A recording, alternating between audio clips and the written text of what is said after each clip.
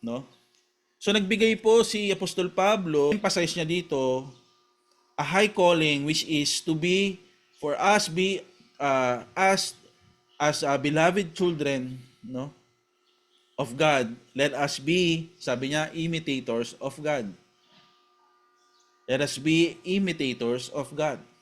At sa kanyang pagsabi nito in this passage, hindi po ito isang suggestion lang, no?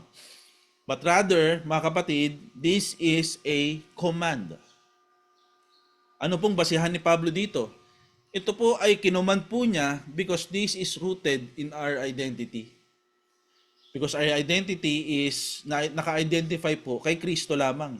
Amen? So, ulitin ko po, ito po ay hindi suggestion, but it is a command rooted in our identity, mga kapatid.